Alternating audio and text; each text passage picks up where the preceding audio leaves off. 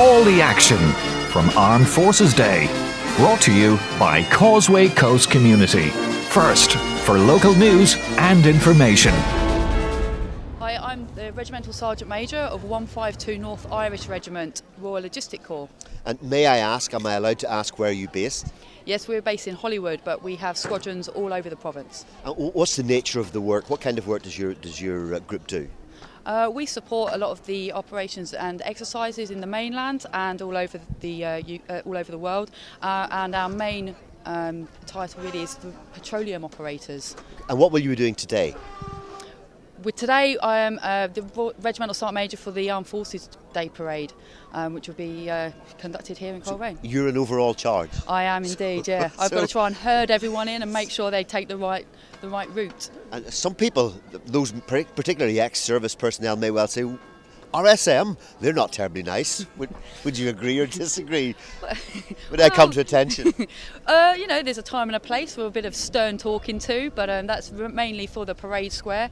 But, you know, we're generally really nice people and very approachable. And army life's been good to you? It has indeed, yes. I've managed to travel all over the world. I've got a posting over here to the Northern Ireland, and I'm enjoying it and enjoying the sunshine, which is a rarity over here. How important is a day like today, Armed Forces Day? How important is that for a town like Coleraine and for this area?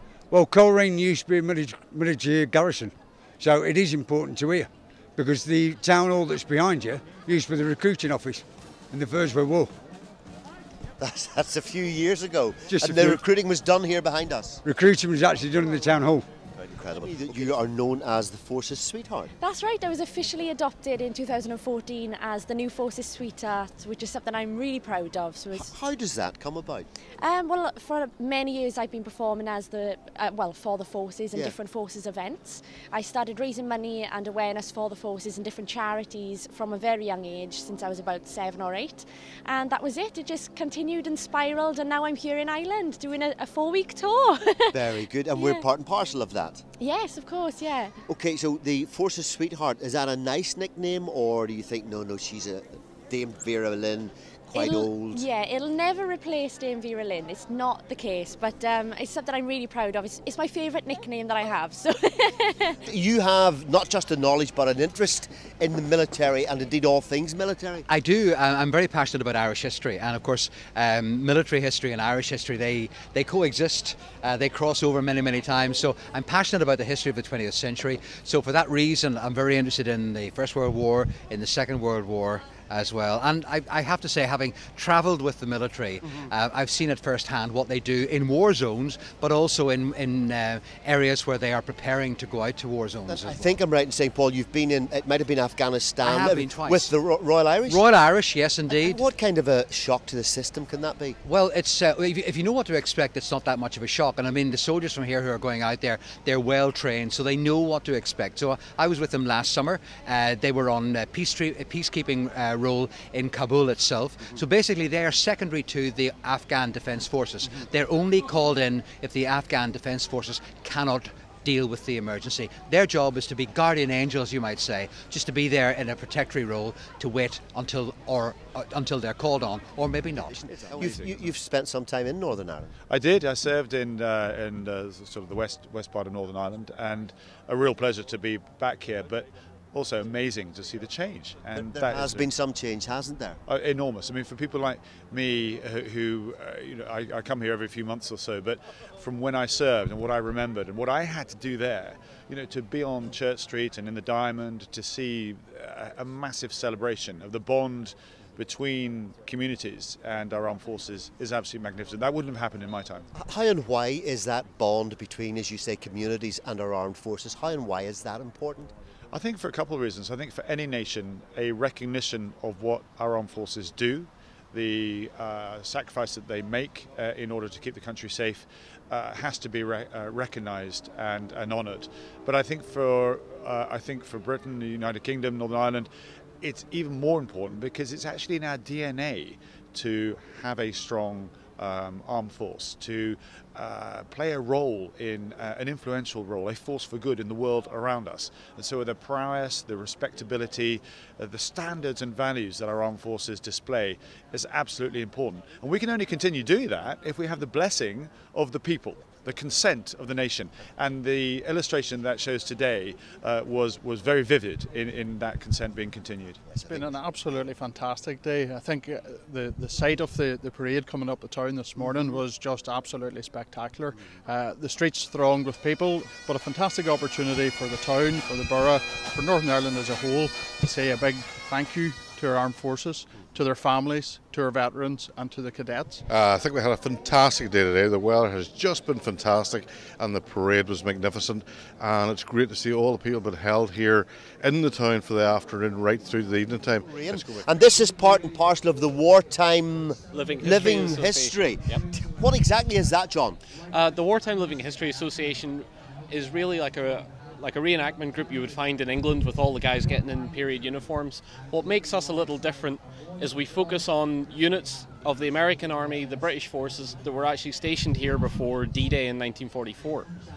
So, I'm searching, I didn't know you were going to say that, I'm searching back here somewhere. There were American troops stationed near Port Stewart, for example, in the Cremora Estate, I think. That's correct, yeah. The unit I represent is the American 82nd Airborne. Brilliant, yeah. These guys were stationed up around the North Coast during the Second World War before they went over to Normandy. Is this gear all the real McCoy? Is this all genuine or fairly? This is what we call repro. This is reproduction based off an original piece. So everything looks authentic, but it's all made with more modern fabrics. Yeah. It looks absolutely first class. What sort of thing drove you first of all to join this group, the Wartime Living Association? I've always had an interest in the Second World War. My father is a collector of World War II vehicles and memorabilia, but he's not so much onto the uniform side. But I got into that through, it's sort of like an easy way into the hobby. So your father, vehicles, World War II. Is this his? This is the Willys. The Willys. The Willys. Jeep, yep. One needs to be careful with that. One needs to be careful with so that. Tell us a bit about the Willys Jeep. Right, well this was the most ubiquitous vehicle ever built. I believe there's over 100,000 of them were produced during the war. They were produced by the Willys Company and the Ford Motor Company as well. We own a Jeep as well, which is a Ford Jeep, and you can tell it has all the Ford script and everything on it, like a modern car would. Little three-cylinder engine, they'll do about 50 miles an hour, so quite a fast little vehicle.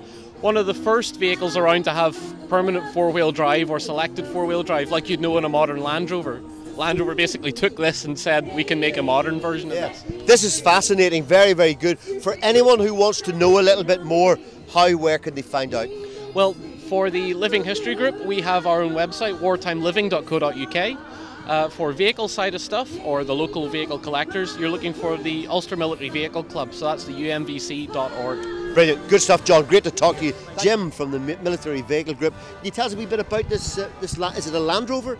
Yes, the vehicle's a Land Rover.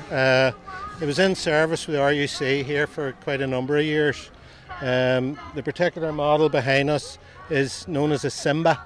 That type of vehicle is a Simba? That model is known as the Simba. All of the RUC vehicles had individual names for the different models. The vehicle before this was a Hotspur. Yes. This one's the Simba. This is a heavier armoured vehicle. There's a big amount of steel plate in this, although there are some GRP armour panels as well. Those are often referred to as Macrolon. Yes. Incorrectly, but a lot of the Land Rovers just became known as Macrolons. But in theory, this thing should have withstood high velocity bullets or RPG rockets or something. Would have withstood high velocity rounds, and to a degree, yes, the smaller anti-armour weapons like the RPG. Also, there's a lot of underbody protection on them. You can see as well the lower side skirts and the front skirts. That's to prevent things from being rolled underneath that can explode. Is there much interest in this type of vehicle now? There's a huge following, absolutely huge following, not only in Northern Ireland and throughout the UK, but across the world.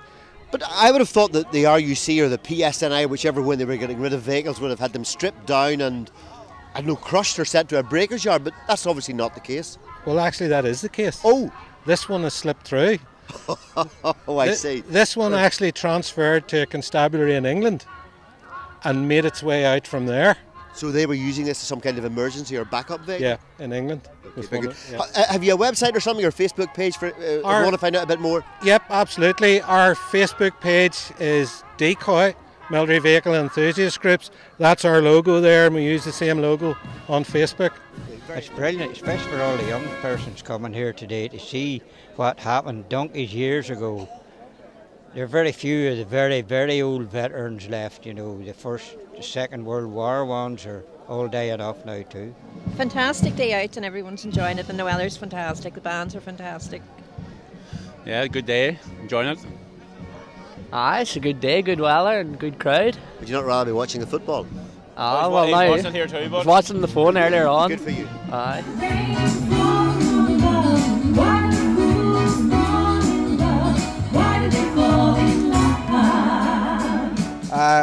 I've been looking forward to this, and one of my particular highlights is the Royal Marines Band playing, and of course the rest of the bands, and it's been a marvellous day and a beautiful parade. This gentleman's from near Castle Rock. Yep, that's it. And how are you, sir? Yeah, very well today. Lovely day for it. Isn't it just, am I right in thinking you're an RSM? Yeah, Regimental Sergeant Major for the Irish Guards. What does that mean? What do you do on a daily basis? So at the minute we're doing all the ceremonial bit in Buckingham Palace, Windsor Castle, St James's. So I go down, take the parade, make sure the standard's correct, they're well enough disciplined and they're turned out well. So a boy from Castle Rock, a man from Castle Rock. Yeah. Royal duties and so on, and giving others instructions. Yeah, that's it. Does that not make you feel rather important? Yeah, it is. It is quite important. Yes, you got a lot of pressure on you, so there is. Aye. Yeah, I'm sure. Has the army been good to you? Yeah, very good. I've travelled around all over the world. My family's living over in England with me now, and we got proper well looked after the whole time. Do you miss Castle Rock, or do you miss parts of Northern Ireland?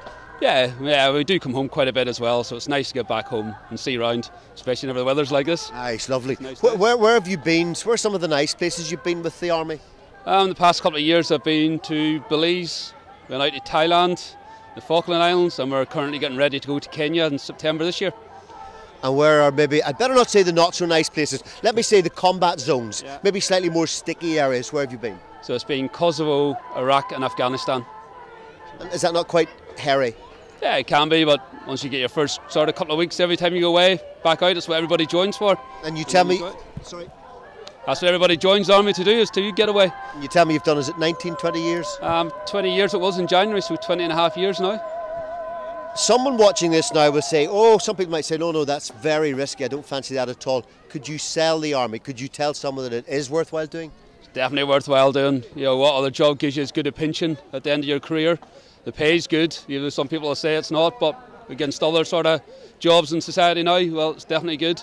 And it's just to travel all over the world and a comradeship of everybody just looking after each other the whole time. The parade, because my family are parading with one of the bands. So Challenger 2 main battle tank. This is the British Army's main tank which we have. We've got 3 regiments of tanks within the British Army still, of which we're one of them. So this tank has a crew of 4 people, a gunner, a driver, a loader and a commander. Weighs about 62 tons, capable of firing a combination of 50 of these various rounds that you can see here in front of us. These are the shells or the rounds which are laid out in front. This machine has seen combat where? In recent years, it's mainly been used out in Iraq, in the wars out there. The second time we went in 2003, but I've been on it operationally, also out in Kosovo, Bosnia, was actually Challenger, but then out in Canada we're doing lots of exercise out there. The bands. I've enjoyed listening to the bands and the colour and the display. Well, Dennis, I must say it's been absolutely fantastic. If you look around you here, you will see police officers all over the town. This is their opportunity, as I'm always saying to you, to get out there and talk to people, show them what we're doing, show the personal side of policing. And I tell you, see if you can't do it on a day like today, you'll never be able to do it. You know, it's fantastic. And obviously there's a certain amount of, but you can't go into detail, but there's quite a few security preparations before today. Oh, very much so.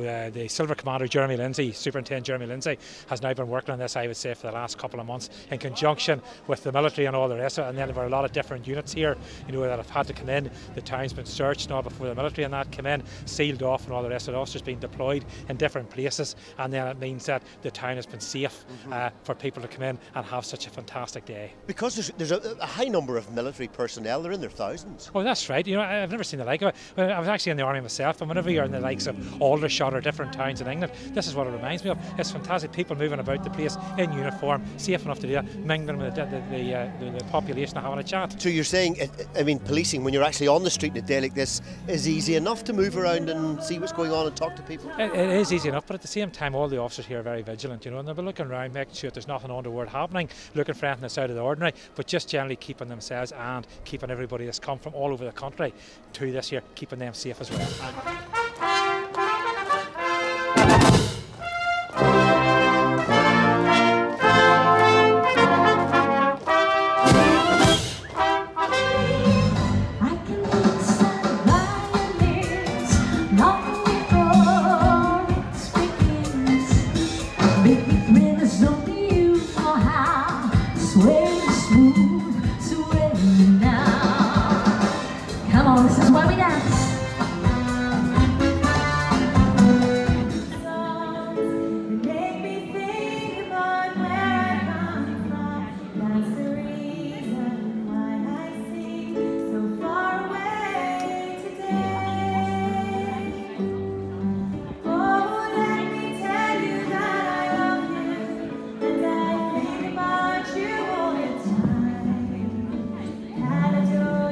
Absolutely amazing day. There's a huge amount of work we've done in partnership with the MOD, but look, the weather's fantastic. There's been in excess of 50,000 people here today, and the culmination with this music and then the Band of the Royal Marines, it's going to be the climax of the event.